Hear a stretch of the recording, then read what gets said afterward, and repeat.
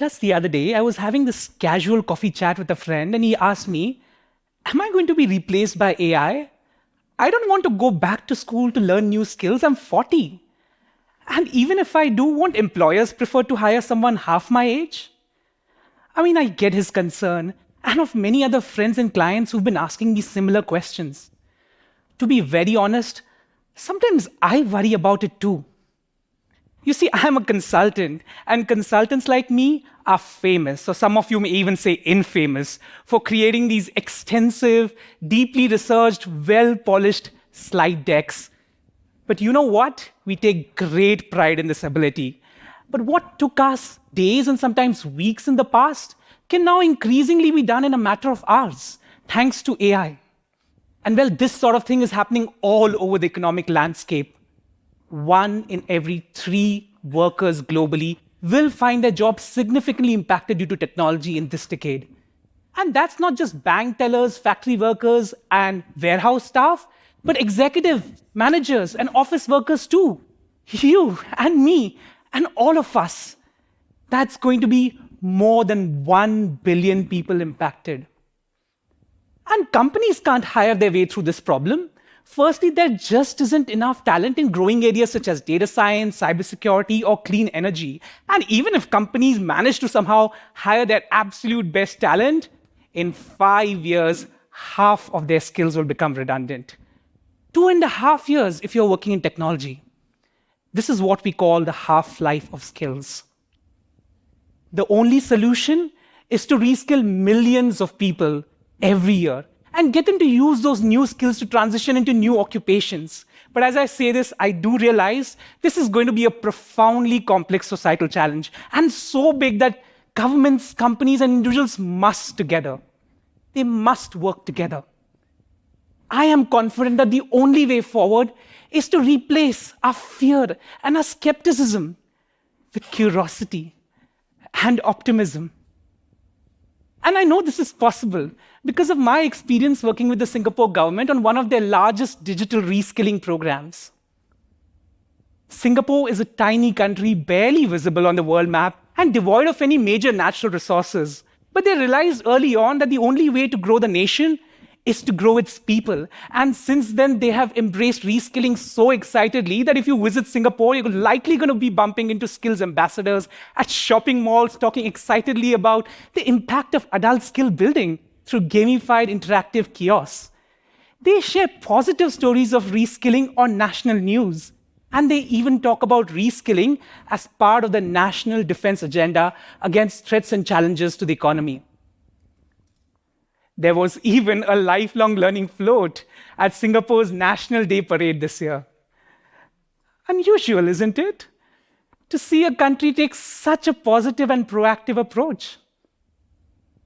Well, it was no surprise for me that in 2020, during record unemployment, the government reached out to my company to ask if we could take a few unemployed workers as interns.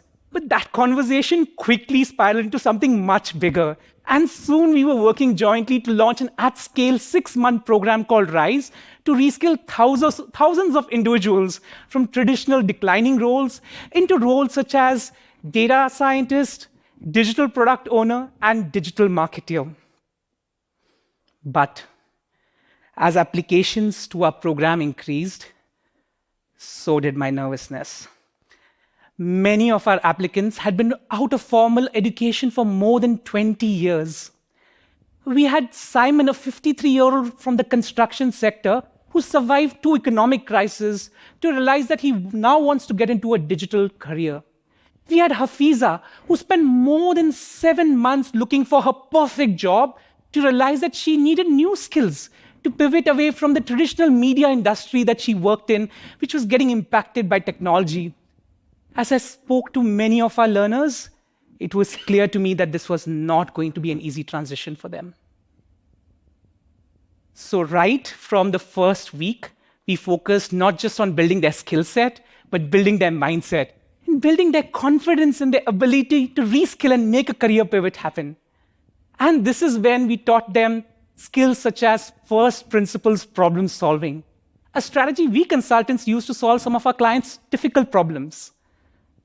First principles problem solving is challenging assumptions to identify the real problem to be solved. And then looking at issues from multiple fresh perspectives, even when you may not have deep subject matter expertise to begin with. And then distilling the core insight in a concise way. These first principles problem solving skills would prepare our learners to thrive in these unfamiliar situations they will find themselves in these new job domains. And then to teach them the digital or the technology skills, we had to make things very, very real and practical for our mature learners. So we put their skills in action on real projects. And this is where we invited executives from companies like Olam, Danone, and Singapore Airlines to host hackathons. I still remember one of the hackathon showcases where our RISE learners presented the deep user research they did and the mock-up of the digital app that they were recommending. One of the client professionals got so excited and he told them, "This is like professional consulting work." I sat there, smiling cheek to cheek, because I knew that if these learners had applied for jobs, their applications would have been screened out even in the very first stage. And yet, more than 80% of our learners found jobs. Our friend Simon, he got hired as a digital project manager in InsurTech. And Hafiza, she works as a digital marketing specialist in cybersecurity company. Every time somebody from our program found a job, we felt like proud parents.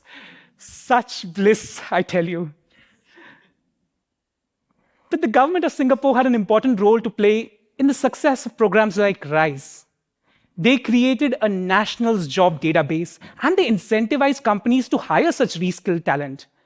They're even steering academia to transition from higher education to continuous learning.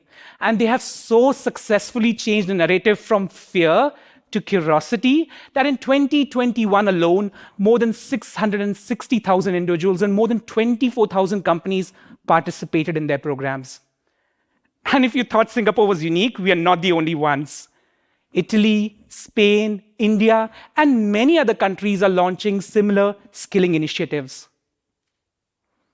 But beyond the role of governments, companies play an important part to shift this mindset from skepticism to optimism for reskilling. Take IKEA, the global furniture player. In 2021, IKEA launched this AI bot they call Billy to manage majority of their routine customer inquiries. But hold on a second. What would happen to all those call center employees? Would they lose their jobs? No. This is where IKEA chose to take a revolutionary approach, and they actually ended up reskilling more than 8,500 individuals who were call center employees into interior design consultants to provide new personalized design services to their customers. And the best part of this story is that IKEA won the hearts and the minds of its employees and customers, but made an incremental sales of more than $1.4 billion in 2022 alone. Now, ultimately, beyond governments and companies, the real change must come from all of us. I've been trying to invest in my own skills and not worry too much about my pretty slides and AI, and to model the lifelong learning behavior to my 6-year-old. He has this piggy bank that we call My Learning Bank to save money to learn new skills. Very recently, we used our savings on a course for robotics for kids. He just loves building things, I tell you. And he was very, very excited to show off the giraffe that he had built that could walk step by step.